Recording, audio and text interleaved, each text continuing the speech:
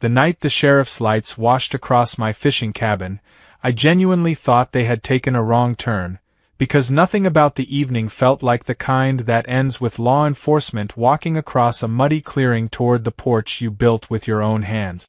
I had been sitting on the old cedar step with a mug of coffee going lukewarm beside me, listening to frogs and the gentle sound of water tapping against the rowboat tied to a stake at the bank, and I remember thinking the sky was about as close to perfect as it ever got out here.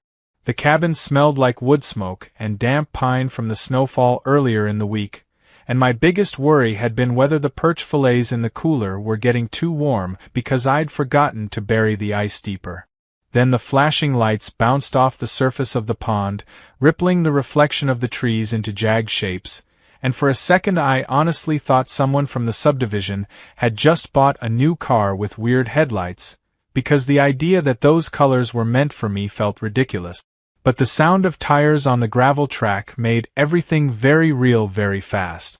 The frogs went silent in that strange, synchronized way animals have when they know something is off, and a single dog barking from somewhere across the creek filled the space where my heartbeat suddenly became too loud. I stood up without really deciding to, wiping my hands on my jeans even though I'd only been sanding a patch of trim earlier and the dust had already brushed off. The cruiser turned into my clearing, slow and deliberate, headlights sweeping across the rough pine siding of the cabin and catching the dent in the metal roof where a branch fell last winter. It's a small place, barely more than a shed with a chimney, the kind of building nobody pays attention to unless they're trying to find fault with it. I built it over 2 summers with a mix of stubbornness and YouTube videos, and it always looked a bit crooked no matter how many times I re-leveled the porch, but it was mine. Or at least, I believed it was.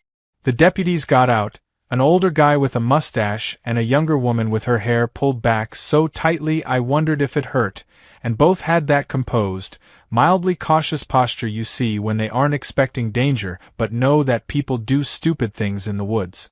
I raised a hand in greeting because that's what you do when you grew up being told never to make a cop guess your intentions. "Evening," I said, trying to keep my voice steady. The older one nodded but didn't smile. "You the property owner?" he asked, and the way he said it made my stomach drop just a little. "Yeah," I said, "as far as I know." It came out half joking, half defensive, and I immediately wished I'd kept it simpler. The younger deputy glanced at the cabin, then down at a small notepad. "We got a call about an unauthorized structure on HOA land," she said, matter of fact. "Caller said you were trespassing and ignoring previous warnings." I blinked at her. "Ignoring what warnings? I've been here since 4. The only one I talked to today was a squirrel stealing bait from my tackle box." The older deputy looked past me toward the trees, as if expecting someone else to appear. "Anyone with you tonight?" "Just me," I said. "My truck's right there if you want to check." The only things making noise earlier were my handsaw and a very uncooperative hinge. They had me step toward the truck while they repositioned the cruiser, and the younger deputy radioed for the caller to be escorted up the road. That was when the knot in my stomach tightened, because I suddenly knew exactly who had dialed 911. When you share a loose boundary with an HOA, there is always one person who behaves like a border patrol agent armed with bylaws instead of common sense, and in this case her name was Karen Crawford. I didn't know her well, but I knew enough. She drove a white Lexus, wore the kind of athletic clothes that never seemed to get dirty, and had once stopped in the middle of the road to lecture me about runoff issues, because my truck tires had splashed through a puddle near their walking path. We'd spoken twice, both times initiated by her, and both times about something she believed I was doing wrong. So when the headlights of a white SUV appeared at the end of my track, moving with the confidence of someone convinced they were arriving to solve a problem others had failed to address, I already felt the beginning of a headache forming behind my eyes. The Lexus rolled to a stop, and Karen stepped out holding a clipboard like it was a badge. She gave me a glance sharp enough to cut drywall before turning her full attention to the deputies. "Officers, thank you," she said, ignoring my existence entirely. "The structure is on HOA common property. It violates our land use restrictions and must be removed immediately. I have printed documentation. She handed over a sheet with highlighted sections and neat arrows drawn in red pen. The older deputy looked it over quietly and asked for my deed. I retrieved the blue folder from inside the cabin, the one holding every land-related paper I'd ever received, most of them creased and worn from being handled too many times. I handed it to him and watched his eyes shift between the documents, his brow tightening with each pass. The air felt heavy, full of wood smoke, wet soil, and that tense quiet that settles when too many people are waiting for one person to speak. Finally, he exhaled and said, "We've got a discrepancy." The word hit harder than I expected. He held both documents side by side. "Your deed says your parcel stops at the old fence line. The HOA plat says their common lot extends past it. And your cabin is sitting right in the middle of the overlap." I stared at the overlapping lines, suddenly aware of how small my cabin truly was in the context of paperwork and subdivisions and people with clipboards. Karen folded her arms triumphantly. The younger deputy gave me a sympathetic but unreadable look. And all I could think, standing there between the trees and the cruiser and the pond that had felt like home, was a slow, sinking realization that this wasn't a misunderstanding I'd fix with a single conversation. This was going to turn into something bigger, something messier, something that might determine whether I'd built a peaceful getaway or an accidental trespass on a piece of land someone else believed she controlled, and the weight of that possibility settled over me heavier than the cold night air. The next morning started earlier than I wanted, mostly because I barely slept after the deputies left. They hadn't ordered me to leave the cabin, but they'd advised me, politely, almost apologetically, that it might be best to avoid making any further improvements until the property dispute was reviewed. That phrasing stuck with me, the way official language often does when it feels like it's hinting at something bigger. I had lain awake on the old cot, listening to the faint crackling of the wood stove and the distant sound of a car door slamming somewhere across the creek, replaying the conversation in my head and trying to remember every detail from the day I bought the land. By sunrise my head was crowded with possibilities I didn't like. The air inside the cabin felt stale, so I stepped outside with a mug of coffee and stood on the porch, watching steam rise from the roof as the sun warmed the frost. The pond looked eerily calm, a sheet of glass reflecting the trees with almost perfect clarity, and for a moment I wished I could just slip the rowboat into the water and pretend none of this was happening. But reality intruded in the form of a white SUV rolling to a stop at the end of the clearing. Karen got out, wearing the same expression she'd had the night before, something between righteous annoyance and smug certainty. Only this time she carried a manila envelope instead of a clipboard. She didn't ask if she could come closer. She just started walking. "We need to talk," she said, tone clipped, as if she were addressing an employee who'd failed to follow instructions. I took a slow sip of coffee to buy myself a second of patience. "Morning to you too," I said. She ignored the comment.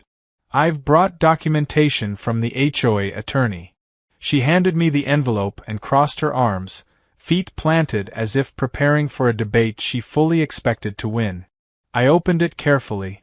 Inside was a letter, printed on thick paper with a watermark, stating that the structure, my cabin, was in violation of HOA property rights, and demanding immediate cessation of occupancy pending review. There was also a color-coded map, showing the boundaries of the subdivision and a highlighted section labeled HOA Common Parcel 14B. My cabin sat neatly in the center of that highlight like a bullseye. I felt a strange mix of irritation and disbelief as I looked at it. "This doesn't make sense," I said quietly. "My deed says my parcel includes this clearing." "Your deed is outdated," she replied immediately, without hesitation. The HOA updated the map when the walking trail was expanded. The land was redefined. That sentence made me pause. "Redefined by who?" "The board," she said, chin lifting slightly. "These decisions are made collectively. You should have been aware of the changes." I stared at her. I don't live in your subdivision. How would I know what your board decides? She pressed her lips together, clearly not accustomed to anyone challenging the logic of HOA governance. All landowners bordering HOA property receive notice. I didn't. Well, she said, shrugging in a way that transferred responsibility onto me without directly saying it. Perhaps it was misplaced. The ease with which she dismissed the possibility of error would have been impressive if it hadn't been so infuriating. I folded the letter and map back into the envelope and held it loosely by my side. Look, I said, trying to keep my voice calm, I'm not trying to start a war. But I bought this parcel legally, from a real estate agent who walked the boundaries with me. There was an old fence line. There was a survey stake. Nothing suggested this was HOA land. Your real estate agent misled you, she said, as if she were stating a basic fact. They do that sometimes. It's unfortunate, but it doesn't change the current boundaries. The confidence in her voice made me wonder if she truly believed what she was saying or if she was simply repeating something she'd convinced herself was true. Before I could respond, another car approached, a dusty black pickup I recognized immediately. It belonged to Roy, a retired land surveyor who lived off the county road about a mile away. He was the kind of neighbor who waved whenever he passed and occasionally stopped by to talk about fishing or weather patterns. He had a quiet steadiness to him, the sort of man who didn't speak unless he had something worth saying. He parked beside the Lexus and stepped out slowly, adjusting his cap. Heard there was some excitement last night, he said, giving Karen a polite nod before focusing on me. Mind if I take a look? Karen stiffened. This is an HOA matter, she said sharply. Roy raised an eyebrow. Ma'am, I don't live in your HOA. I just know this land better than anyone within 10 miles. She opened her mouth to argue but seemed to decide against it, perhaps realizing his experience outweighed any paperwork she'd brought. Roy walked the perimeter of my clearing, studying the tree line, inspecting the ground for old markers. I followed him, grateful for something to do besides stand in a tense standoff. After a few minutes he crouched near the spot where the clearing narrowed toward the creek. Here, he said, brushing away leaves. Buried just below the soil was a weathered wooden stake with faded orange paint. He tapped it with one finger. Survey marker from the county's 2008 assessment, he said. This marks the corner of your parcel. Karen walked over quickly, heels sinking slightly into the mud. That doesn't mean anything, she said. Markers shift. Trees fall. Boundaries move. Roy looked up at her with a patience so steady it almost felt like a reprimand. Markers don't move unless someone moves them, he said. And I doubt anyone dug this up, buried it again, and covered it in 12 years of forest debris just to confuse future homeowners. She flushed slightly, the first hint of uncertainty I'd seen from her. But she didn't step back. Regardless, she said, the HOA map supersedes older markers. Roy stood slowly. HOA maps aren't legal surveys, he said. They're internal documents. What matters is the county record. The conversation paused there, suspended in the cold morning air. Even the birds seemed to quiet down. Karen's eyes hardened, a flash of something defensive or fearful crossing her face. We'll see what the attorney says, she muttered, turning sharply and walking back to her SUV. She didn't slam the door, but she closed it with purposeful force before driving off. When she was gone, Roy let out a long breath. She's trouble, he said. Always has been. I nodded, feeling tension drain from my shoulders. What do I do now? He picked up the stake again, turning it in his hand. You need a current survey, he said. A real one. It'll cost you, but it's the only way to settle this. I looked back at the cabin, the rough pine siding, the uneven porch, the chimney still releasing a faint wisp of smoke, and felt a surge of protectiveness I hadn't expected. I'll do it, I said quietly. Roy nodded. Good. And in the meantime? Don't let her scare you off your own land. His words stayed with me long after he left, echoing in the clearing as I stood there with the envelope still in my hand, wondering just how far Karen was willing to push this, and how ready I needed to be when the real fight began. The surveyor I hired was a soft-spoken guy named Miles, the kind of person who seemed more comfortable around maps and measuring equipment than people, and I remember thinking that was exactly what I needed, someone with no emotional stake in this mess. He showed up 2 days after Roy's visit, wearing a faded work jacket and carrying a tripod that looked like it had survived 3 decades of rough terrain. The morning was damp and a little foggy, the kind of weather that makes sound travel strangely, and I could hear the distant hum of the main road even though it was nearly a mile away. I led him to the clearing and explained the situation as neutrally as possible, though I could feel irritation bleeding through the way it always does when you've repeated the same story too many times. He nodded along, occasionally humming thoughtfully or jotting something down, but mostly he just listened, which was a refreshing contrast to Karen's tendency to interrupt with confidence unburdened by facts. When he finally set up his equipment, the clearing felt unusually quiet, broken only by the clicking of the tripod legs and the distant drip of water from the trees. I stood back and let him work, watching him place markers, measure distance, enter numbers into a small handheld device, then walk the perimeter again with a level of focus that made me feel oddly hopeful. After nearly an hour he paused, pushed his glasses up the bridge of his nose, and said, "Well, the parcel you think you own and the parcel the HOA thinks you're on don't match. But that doesn't mean you're in the wrong." That small, cautious sentence was enough to lift some of the weight pressing on my chest, but before I could respond, the sound of tires crunching over gravel drifted through the trees. I didn't even need to look. I knew that sound now. Sure enough, the white Lexus pulled into the clearing like it belonged there, and Karen stepped out wearing an expression that made it clear she had not come to observe quietly. Today she had a different folder, thick with papers, and she held it like a shield. "I wasn't informed you'd be conducting work on HOA land," she said, addressing me in the clipped tone of someone correcting a child. "This survey cannot be recognized without HOA authorization." I could see Miles stiffen slightly, not in fear but irritation, like he'd dealt with this kind of personality before. "Ma'am," he said gently but firmly, "I'm a licensed surveyor hired to assess a parcel based on the county records. I don't answer to an HOA." Her eyes narrowed. "This is common property. You're trespassing." Miles didn't flinch.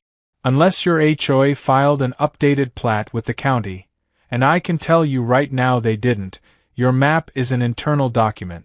It doesn't override recorded boundaries." Karen's jaw tightened, and she exhaled sharply, the way someone does when they're trying to keep control of a conversation that's slipping. "I have spoken with our attorney," she said, flipping open her folder, "and he confirmed that the board has the right to designate shared spaces as they see fit." Miles gave her a patient but unimpressed look. "Shared spaces within HOA jurisdiction, yes. This clearing is not legally theirs to designate unless the county approved the boundary change." That sentence hung in the air for a long moment, like a weight suspended between them. Karen's expression hardened into something defensive and almost panicked, like she knew the footing of her argument was crumbling but wasn't ready to admit it. "We have maintained this area for years," she said, raising her voice slightly. "Our volunteers cleared the trail. We planted trees." "We, which doesn't grant ownership," Miles interrupted softly. "It just means you took care of land you assumed was yours." I stayed quiet, not wanting to escalate things, but it was impossible to ignore the way her hands tightened on the folder, knuckles whitening. She took a step closer, directing every ounce of her frustration toward me. "You should have disclosed your construction plans," she said. "A responsible neighbor would have consulted us." Something about that sentence flicked a switch in my brain. Not anger exactly, but a clarity I hadn't felt since the night the deputies showed up. "Karen," I said carefully, "I don't live in your neighborhood. I'm not part of your HOA. I don't owe you consultation on my own land." She blinked as if the concept genuinely didn't compute, then straightened. "We'll see what the board says," she replied, turning as if dismissal of the conversation ended it on her terms. But before she reached her SUV, another vehicle appeared at the edge of the clearing, a dark gray Subaru I didn't recognize. A woman stepped out, bundled in a long coat, holding a laptop bag. She walked with purpose but not aggression, and her expression was neutral in a way that made her seem more dangerous to Karen than any deputy. "You must be Mr. Holbrook," she said to me, extending her hand. "I'm Attorney Jenna Cole. You left a message with our office." Relief washed through me. I had called around the previous morning, looking for someone who knew both property law and local zoning history. She was one of the few who called back. "I figured it was best to get ahead of this," I said. Karen's eyes went wide. "You hired a lawyer?" she demanded, almost incredulous. "Already?" Jenna turned to her with a polite but firm nod. "And you must be the HOA representative." "President," Karen corrected automatically, a little breathless. "Well," Jenna said, "I'd like to review the HOA's claim if you don't mind." What followed was one of the strangest standoffs I've ever witnessed. Not yelling, not dramatic, just two women exchanging paperwork under a canopy of trees while a confused surveyor stood beside his tripod like he'd wandered into a very boring wildlife documentary. Karen handed over her maps with the confidence of someone who believed the truth was self-evident. Jenna reviewed them, flipping pages slowly, then asked, "Has this map been filed with the county recorder?" Karen hesitated. "It doesn't need to be," she said finally. "It was approved internally." Jenna closed the folder calmly. "Then it has no legal standing." The color drained from Karen's face. "That's not true." "It is," Jenna replied. "HOA boundaries only matter within land the HOA legally owns. You can't expand common areas by vote unless the county approves the change and the affected property owners sign off. Which she gestured toward me, did not. Silence swept through the clearing as thoroughly as the fog had earlier. Karen swallowed hard, her eyes flicking from Jenna to Miles to me, as though trying to find an angle that would make this feel winnable again. "This isn't over," she said, voice tighter, weaker. The board, Jenna interrupted gently, "cannot override county law." Karen stood there for several long seconds, her confidence cracking visibly around the edges. Then without another word she pivoted sharply and walked back to her Lexus. The engine revved harder than necessary as she sped away, spraying gravel behind her. When she was gone, Miles exhaled. "I'll have the final report ready in 48 hours, he said. "From what I'm seeing, you're on your own land." Jenna nodded. "Get me the report as soon as it's done," she told him. Then she turned to me. "Prepare yourself," she said. "She's not the type to back down gracefully. But the law is on your side." I believed her, but as I stood there in the clearing, the morning fog beginning to burn off and the silence settling in again, I had the uneasy sense that this conflict was about to get much more complicated before it ended. The 48 hours waiting for Miles's official report felt longer than the 2 months it took me to build the cabin, partly because every hour seemed to bring a new reminder that Karen wasn't letting this go. The first came the morning after the survey, when I drove back from town with groceries and found a laminated notice zip-tied to one of the cabin's porch posts. It was printed in the same format I had seen on HOA mailers before, bold lettering, formal tone, but this one read "Immediate compliance required. Unauthorized structure pending removal." At the bottom, in small print, was Karen's name and her signature written with elaborate loops, as though she wanted her handwriting to project authority even from a distance. I stood there holding a bag of eggs and bread, reading the notice twice, then 3 times, feeling a mix of irritation and disbelief settle in my chest. There was no legal weight behind the paper, but it still felt invasive, like someone had walked into my living room without knocking. I tore it off, tossed it into the fire pit, and tried not to think too hard about what she might do next. But the next sign came only a few hours later, when I heard voices on the trail behind the cabin, Karen's unmistakable clipped tone mixed with a softer male voice I didn't recognize. I stepped quietly toward the back window, and saw her walking with a man holding a camera on a strap around his neck. He wore a reflective vest and carried a tablet, the kind used by insurance adjusters or building inspectors. They paused at the edge of the clearing, and the man raised his camera, snapping photos of the cabin, the chimney, the porch, even my firewood stack. I stepped outside before he could take any more. "Can I help you?" I called, keeping my voice steady even though my pulse quickened. The man lowered his camera, looking mildly uncomfortable. "I was asked to document this structure for code review," he said. Karen stepped in quickly. "This is an unapproved building within HOA land," she said, her voice crisp, almost rehearsed. "We need photographic evidence for the file." I walked closer, stopping a few feet away. "This isn't HOA land," I said plainly. "And you don't have permission to photograph my property." The man shifted awkwardly. "Ma'am said, ma'am doesn't own this land," I cut in, still calm but more pointed than I intended. Karen's eyebrows shot up, but I wasn't in the mood to cushion the truth. "The survey is being finalized," I continued. "Until then, I'm asking you to leave." The man looked at Karen, then back at me, then muttered something about misunderstandings and turned toward the trail. Karen stayed still for half a second longer, staring at me with an expression that wasn't anger exactly, but something sharper, like she felt personally wronged by the idea that I wouldn't simply accept her version of reality. Then she pivoted and followed the man, her steps stiff and deliberate, as though she were trying to hold onto her dignity by sheer force of posture. That should have been the end of it for the day, but around dusk a different sound filtered through the trees. The low hum of conversation, several voices overlapping. Curious and wary, I walked around the cabin and found 4 members of the HOA board standing at the edge of the clearing, dressed in outdoor jackets and holding clipboards.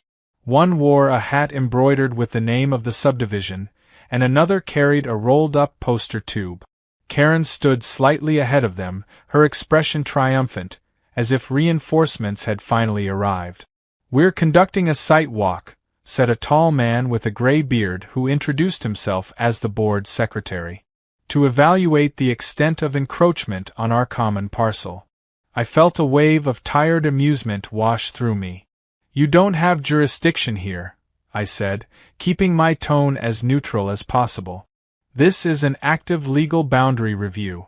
Until the county says otherwise, this is my land." Karen's mouth opened, but the board secretary held up a hand. "We understand your position," he said calmly.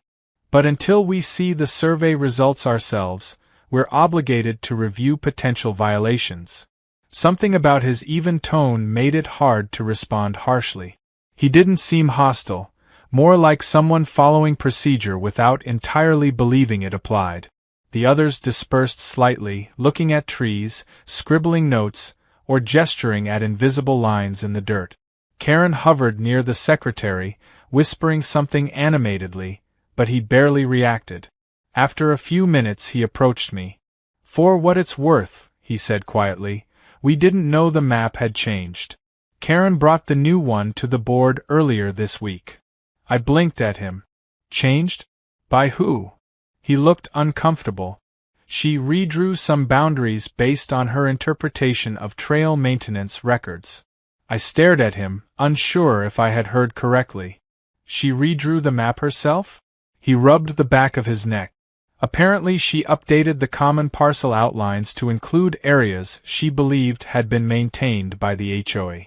She presented it as clerical correction." I felt a mixture of frustration and something close to shock. Karen hadn't just misunderstood. She had taken it upon herself to adjust maps to fit her assumptions, then convinced herself they were official. The secretary sighed. "We'll wait for the survey," he said. "If the report says you're on your land, this goes away." Before I could respond, Karen marched over, her voice sharp with indignation. "We are not conceding," she declared. "The board has every right to, Karen," the secretary said firmly. "We're going to wait for the report." She stopped mid-sentence, visibly startled by being contradicted, and for a moment her face softened into something almost vulnerable, confusion layered with embarrassment. But the moment faded quickly, replaced by a brittle stiffness. "Fine," she said. "But when the results come back, he needs to be ready to accept responsibility." The board left soon after, walking down the trail in a cluster of murmured conversation. Karen lingered at the clearing's edge, arms crossed, expression unreadable. For a moment I wondered what this was really about for her. Control, insecurity, the need to be right, or maybe something deeper she'd never admit. She looked at the cabin, at the porch I'd built by hand, at the chimney releasing a thin thread of smoke, and I could almost see the story she had built in her mind. An outsider intruding on her community, a rule breaker who needed to be managed. Without a word she turned and followed the board down the trail, leaving the clearing quieter than before. That night I sat by the stove, listening to the fire crackle and watching shadows move across the walls, thinking about how odd it was that a simple fishing cabin could trigger this kind of storm. The survey would come soon. The truth would settle things. But as I lay down on the cot, staring at the dark ceiling, I couldn't shake the feeling that Karen wasn't preparing to accept whatever the report said, she was preparing to challenge it. The survey report arrived on a cold Wednesday morning, delivered not by email as I expected but in person by Miles himself, who stepped out of his truck with a manila envelope tucked under his arm and a tired but satisfied look on his face. I had been splitting firewood behind the cabin, trying to burn off the anxiety that had built up over the last 2 days, and when I saw him walking toward me through the thin mist rising from the ground, I felt a knot in my chest tighten and loosen at the same time. "Got your results," he said simply, handing me the envelope. His tone already told me everything I needed to know, but I still opened it carefully, scanning the printed pages, the maps, the measurements, the little red XS marking the true corners of the parcel. My name was listed next to the county's recorded boundary. The cabin sat entirely within it. A breath I didn't realize I'd been holding escaped as a shaky laugh. "So it's mine," I said. Miles nodded. "Every inch of it." Relief washed over me, but it lasted only a few seconds before reality caught up. Karen wasn't going to accept this quietly. As if summoned by my thoughts, the crunch of footsteps echoed from the trail. I turned to see the white Lexus pulling into the clearing again, stopping with its front tires just touching the edge of the mud line. Karen climbed out with the rigid posture of someone stepping into a courtroom rather than a forest. And this time she wasn't alone. With her was a man in a charcoal gray suit carrying a leather briefcase, the HOA attorney, presumably. He surveyed the clearing with mild annoyance, as if the outdoors itself offended him. Karen wasted no time. "Well," she demanded, striding toward us, "is the structure being removed or not?" There was something brittle in her voice, something stretched thin by waiting and worry, but she covered it with the determination of someone convinced they were moments away from vindication. I held up the survey packet. "The structure is on my land," I said calmly. "Every boundary matches the county record. This is the official survey." She froze only a second, but it was enough to see the flicker of uncertainty cross her face before she masked it with indignation. "Let me see that." The lawyer stepped forward before I could respond. "If you don't mind," he said, extending a hand with the professional politeness of someone who expected cooperation. I gave him the packet. He looked through the documents quietly, lips tightening as he reached the map with the red markers. After a long moment he exhaled through his nose in a slow, controlled way. "This aligns with the county assessor's file," he said. "Your plat revision wasn't filed, Karen." I watched her face change, not dramatically, but subtly, like a crack forming in a sheet of glass. She looked from the attorney to Miles to me, struggling to reconcile what she'd believed with what she was hearing. "That can't be right," she said softly, voice catching. "I measured it. The trail maintenance logs show." "Logs aren't legal documents," the attorney interrupted gently but firmly. "County surveys are." She blinked rapidly, jaw clenching, breath coming unevenly. And for the first time, she didn't look angry. She looked scared. Not of me, not of the cabin, but of being wrong, publicly, undeniably wrong, in front of the attorney she had brought to reinforce her certainty. There must be some mistake, she whispered. The board saw the map. The attorney closed the packet and handed it back to me. The board wasn't given the full context, he said. You presented the updated boundaries as official. Because they should be, she snapped, frustration cutting through the tremor in her voice. We take care of this land. We maintain the trails. We pick up garbage from people trespassing down here. She gestured vaguely in my direction. I thought, she stopped, swallowing hard. For a moment she looked down at her shoes, breathing carefully, like someone trying not to lose control of something fragile inside. When she spoke again, her tone was quieter, edged less with authority and more with exhaustion. I thought we were just restoring the parcel lines to what they used to be. The old board said this area belonged to the HOA before the last subdivision expansion. The attorney's face softened slightly. Karen, that was never recorded legally. Old assumptions don't carry weight in property law.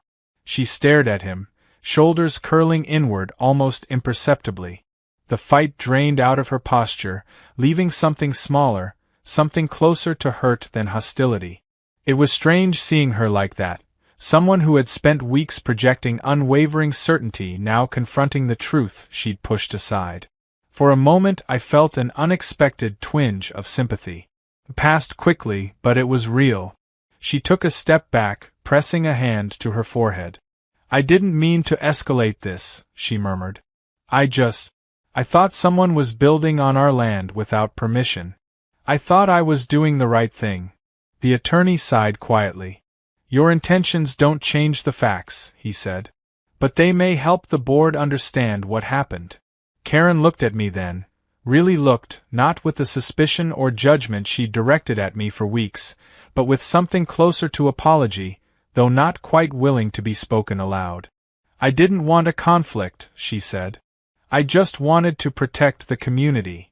I get that, I said honestly. But you could have talked to me first.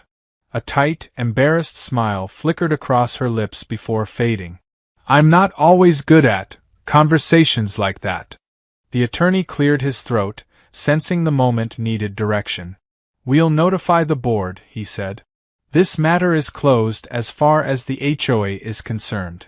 Karen nodded slowly, eyes unfocused, still processing. She turned toward her Lexus, movements slower now, more human than the crisp, clipped walk she usually showed. Before she opened the door, she paused. For what it's worth, she said without turning around, I genuinely thought I was right. I believed her. And somehow that made the entire situation feel stranger, heavier, more complicated than if she had been malicious. When she drove away, the clearing felt suddenly large and quiet, like the trees themselves were exhaling. Miles clapped a hand on my shoulder. Well, he said with a half-smile, that's about as clean a win as you're gonna get. Jenna's voice echoed in my memory. Prepare yourself. She won't back down gracefully. But watching Karen's retreating SUV, I didn't see someone plotting revenge or preparing another angle. I saw someone embarrassed, overwhelmed, and maybe for the first time realizing she'd built a whole narrative in her mind that didn't match reality. Whether that meant the conflict was truly over, I didn't know. But as the cabin settled behind me and the birds began to move through the branches again, I allowed myself to hope that maybe, just maybe, Chapter 6 would finally be the part where things quieted down. In the weeks that followed, the cabin settled back into the quiet rhythm it had before the whole ordeal began, though it took me a while to trust that the peace was real and not just a pause before the next surprise. For the first few days, I half expected to find another laminated notice tied to the porch post or see Karen's white Lexus idling at the edge of the clearing. But the trail remained empty, the morning stayed still, and even the birds seemed to reclaim their usual chatter, as if nature itself had been waiting for people to stop arguing. I kept the survey packet inside the cabin where I could reach it easily, not because I thought I'd need it again, but because part of me still felt like the situation had unresolved edges. I'd go to sleep replaying the scene of Karen's face when the attorney confirmed the land was mine, how quickly her certainty had cracked, how quietly she'd spoken when she said she genuinely thought she was right. Sometimes, when I tried to be honest with myself, I realized that moment had stuck with me more than the arguments or the notices or even the police showing up. There was something sobering about watching someone realize their confidence had been built on assumptions and mistaken information, especially when they weren't a cartoon villain but a regular, flawed person who let pride guide them too far. The closure I expected didn't arrive as a dramatic apology or a grand gesture. Instead, it came one cold afternoon just as the first light dusting of snow began to settle on the pine needles. I was inside the cabin patching a loose floorboard when I heard footsteps on the trail. Slow ones, hesitant ones, not the purposeful march I'd come to associate with Karen. When I stepped outside, she was standing a few yards away with her hands tucked into the sleeves of her coat, hair tied back messily instead of its usual immaculate style. She looked smaller somehow, or maybe just less armored. I waited a moment, unsure whether to approach or let her speak first. She cleared her throat. "I wasn't sure if I should come," she said. Her voice was softer than I'd ever heard it. "But the board said I needed to address some things." I leaned against the porch railing, not as a defensive gesture but more to ground myself. "You don't have to if you don't want to." She shook her head. "I do." There was a pause while a gust of wind rustled through the branches above us, sending a fine sprinkle of snow down like powdered sugar. She brushed a few flakes off her coat before looking up at me again. "I've been thinking about everything," she began, choosing her words slowly. "I realize now that I let my role get bigger in my mind than it actually is. I kept assuming I needed to protect the neighborhood from problems that didn't really exist." "You care about your community," I said, trying to keep the tone neutral but not dismissive. "That's not a bad thing." She gave a small, humorless laugh. "Maybe not. But I went about it in all the wrong ways. When I thought you were building on our property, I felt responsible. Like if I didn't fix it, people would blame me. And when I convinced myself I was right, it got harder to imagine I might be wrong." She rubbed her hands together for warmth. I didn't realize how far I'd taken it until the attorney explained everything. It felt humiliating. I didn't say anything for a moment. I wanted to choose honesty without cruelty. "No one likes finding out they were wrong after doubling down," I said. "We've all done it in some form." She looked surprised by the statement, maybe expecting anger or resentment. "You're being kinder than I expected," she said, almost shyly. "I put you through a lot." "It was stressful," I admitted. "But it's over." Another long pause settled between us. She seemed to relax slightly, shoulders loosening under her coat. "I talked to the board," she said. "I told them the mistake was mine. They're going to revert the map to the original county boundaries, and they're removing my updated version from the records." I nodded. "That's good." She hesitated again, then exhaled a slow, fragile breath. "I know this may sound strange," she said, "but I wasn't trying to target you personally. You were just the thing I didn't understand." The cabin appeared so suddenly, and it felt like something slipped through the cracks of my responsibility. That phrasing caught me, because it wasn't maliciousness she was describing, it was fear. Fear of losing control, fear of failing, fear of not being seen as competent by the rest of the HOA. It didn't excuse what had happened, but it made the situation make more sense. People rarely escalate conflicts because they want chaos. They do it because something inside them feels threatened. "I appreciate you coming here," I said. "Most people wouldn't." She nodded, looking down at the snow beginning to accumulate in little mounds on top of her shoes. "I wanted to take down whatever's left of the notices," she added. "There were a few I posted along the trail. They shouldn't stay up." "I'll help if you want," I said. Her head snapped up, surprised. "You don't have to, it's fine," I said, grabbing my coat and stepping off the porch. "Might as well clean the slate properly." We walked the trail together quietly, collecting the laminated notices from branches and posts. The silence wasn't awkward, just new, two people existing in the same space without defensiveness. Every so often she'd point out a marker she'd placed, and I'd pull it down while she brushed snow off her sleeve. When we reached the last one, near the split in the trail where the subdivision path began, she paused for a long moment. "I really am sorry," she said finally. "It wasn't dramatic. It wasn't performed. It was just honest, and it landed in a way that felt grounding rather than emotional." "Thank you," I said simply. We parted ways there, her heading back toward the rows of houses partially visible through the trees, me walking back toward the clearing where the cabin stood waiting with smoke curling from the chimney. On the way I thought about how complicated people can be, how someone like Karen could be controlling, exhausting, even infuriating, and still not be the villain she seemed at first. Just someone who let her sense of responsibility warp into something rigid and misguided. The cabin came into view through the trees, the pond beyond it frozen near the edges, faint sunlight reflecting off the thin layer of ice.